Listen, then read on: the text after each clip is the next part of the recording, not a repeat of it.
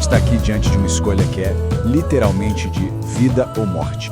É como uma mensagem urgente, sabe? De um pai para um filho, um aviso muito sério sobre dois caminhos totalmente opostos.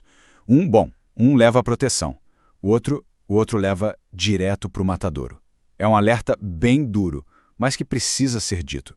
Presta bem atenção aqui, porque isso não é um conselho qualquer, não é uma sugestão, é um apelo, é algo pessoal, direto.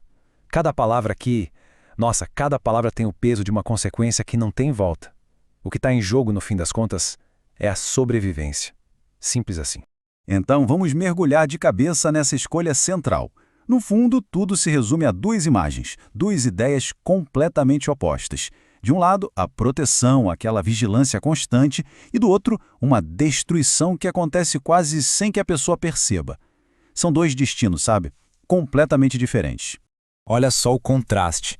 De um lado, a gente tem essa proteção vital, algo que é quase um instinto, sabe? Guardar como se fosse a coisa mais preciosa. Do outro, a imagem é de uma submissão total, passiva, que leva direto para a ruína. E o que separa uma coisa da outra é justamente a sabedoria. É ela que traça essa linha fininha entre continuar vivo e, ser abatido. E é importante entender que esse guardar como a pupila dos olhos é muito mais do que só memorizar umas regras. A sacada aqui é tratar o discernimento, a sabedoria, como se fosse um órgão vital. Pensa comigo, o nosso corpo protege a pupila do olho de forma automática, instintiva. Por quê? Porque sem ela a gente fica cego. É a mesma lógica aqui. Sem a sabedoria, o que se perde é a própria vida. Ok, então a gente já entendeu como funciona a defesa, certo? Agora, vamos fazer o contrário. Vamos dissecar a armadilha. Como é que o engano funciona, afinal? Qual é a cara dele? Como ele opera para levar alguém direto para a destruição?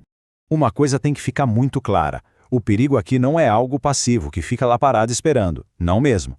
É um predador, ativo, espalhafatoso, que fica à espreita em cada esquina.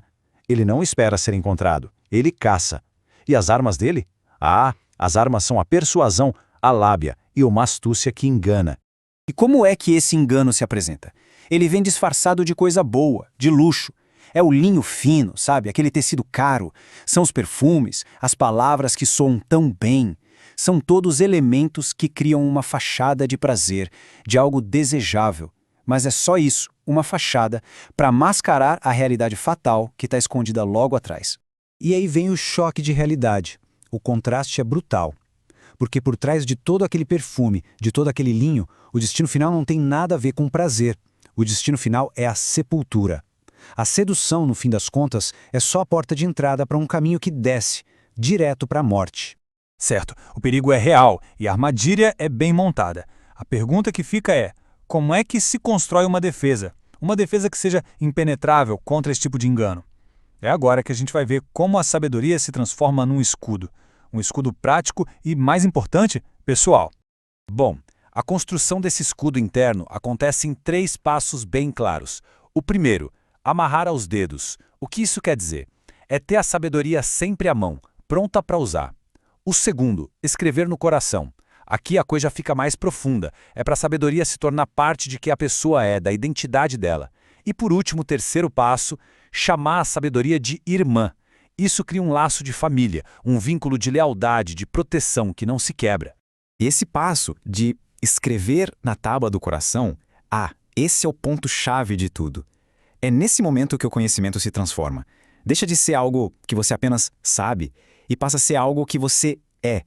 O discernimento vira quase um instinto, uma reação automática, imediata, sabe? Não precisa nem pensar. Agora, vamos ver o outro lado da moeda. O que acontece com quem ignora esses avisos? As consequências. A queda de quem é imprudente é descrita com imagens de uma clareza que chega a ser assustadora.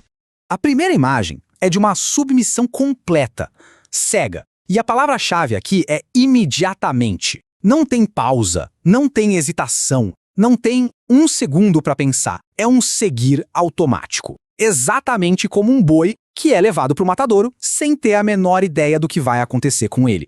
A segunda imagem, essa fala de uma ferida que é, ao mesmo tempo, súbita e fatal. Uma flecha atravessando o fígado não é um arranhãozinho, é um golpe mortal. A destruição acontece tão rápido que a vítima nem chega a entender a gravidade da armadilha em que caiu. E por fim, A terceira imagem é a da cegueira completa. Imagina um pássaro. Ele vê a isca, o que parece ser comida fácil, e simplesmente ignora a armadilha, o alçapão. Ele age por puro impulso, sem a menor noção de que aquele único salto, uma decisão de um microsegundo, vai custar a vida dele. Juntando essas três imagens, a do boi, a do cervo e a do pássaro, a conclusão é uma só, e é bem direta.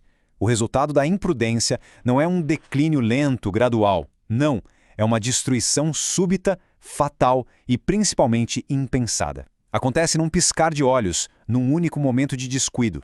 Tudo isso nos traz para a lição final. E ela volta para o ponto central de tudo, o verdadeiro campo de batalha, o coração. É lá que nascem as decisões, os desejos, é ali, dentro da gente, que a vigilância precisa ser total, máxima.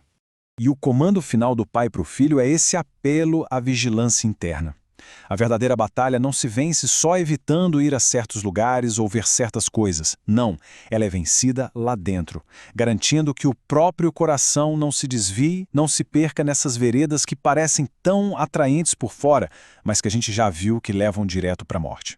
No fim das contas, tudo se resume a essa pergunta. A escolha não podia ser mais clara, mais nítida. De um lado, proteger a sabedoria como se fosse a pupila dos olhos. Do outro, seguir sem pensar, como um boi indo para o matadouro. Qual caminho seguir? Essa decisão fica para cada um.